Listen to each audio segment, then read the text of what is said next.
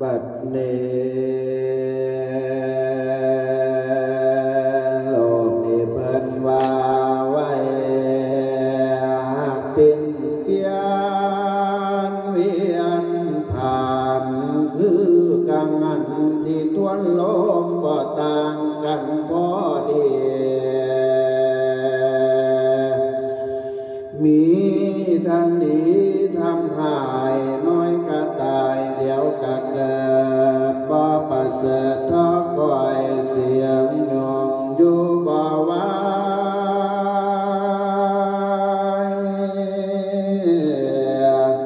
เกิดขึ้นมาแล้วก็ได้เกี่ยวคนสารพัดมีแต่แนวค่อยขาดให้แปรปรวนบ่มีเวรเป็นน้ำก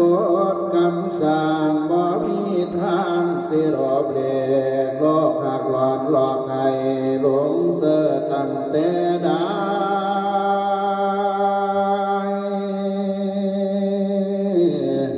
ไผผู้ใจดอกบ่ตื่อบ่ห่วงความธรรมบ่มีศีลมีทานอ่านภาวนาไว้ยอมจากน้ำตนให้ตกลงไปทั้งตามน้ำแต่ความเดือดร้อนนั้นมาเข้าใส่ตัวองค์ผู้โทษตนผู้เป็นบาปในโลกาได้เห็นสัจธรรมสี่ประการเก่งแก่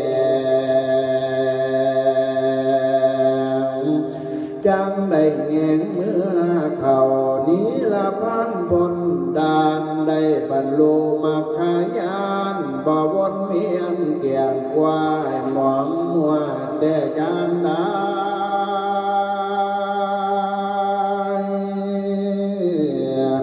ฟังสากรน้องไงพ่อและแม่สาธุชนหมดสุขคนที่ได้ฟังให้เบิกบานกะใจตั้งหวังไปเนานอนข้างเมืองสวรรค์ที่ว่าโลกกามโบคาสงสารตามสมเด็จพุทธเจ้าอย่าเมาเว้าดันลืมกา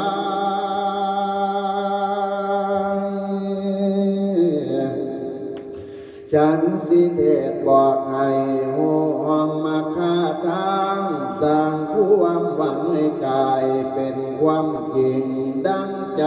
ประสงค์เจ้าการที่คนเฮานั้นยังเวียนตายเวียนเกิดแล้วก็เจ็บแก่เฒ่าเป็นด้วยสิ่งใดพุทธเจ้าเพิ่นเทศไว้ว่าเป็นเพราะตัณหามันนำพาให้เวียนวนเกิดตายบ่มีแล้วตัวตัณหาเป็นต้นกก่อ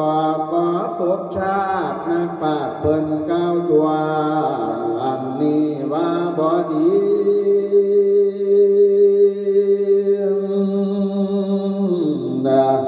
นอกจากนี้ก็ได้แก่ตัวกามมันค่อยนำจำจองดึงบ่มีแล้วคือดังแก้วปอฝันมานีลาเสียข้าวเอาใส่ต่อผูกไว้ฟังแล้วให้เตือเอานี่เราพุทธเจ้าได้ทรงเทศนาว่ากำมังสเตวิภัชตินินัปปณิตายะเปว่ากรรมบันดาลได้ตั้งกันพันลอยบางชาตินั้นมันก็พลอยทำให้เป็นศาสสาสันตามเช่นจังเป็นหมู่มหาปุกาคบเกียรติน้อยเขาขายำยีนอกจากนี้ก็เป็นนกเป็นหนูกวางเป็นหมูเป็นเลี้ยงจองแขวนเนี้ยวไม่ ล้วนแต่กรรมนำไม่เป็นไปเส้นทุกทางขันเป็นเกิดเป็นคุณกับความดีนอพองมาหลอดเป็นนา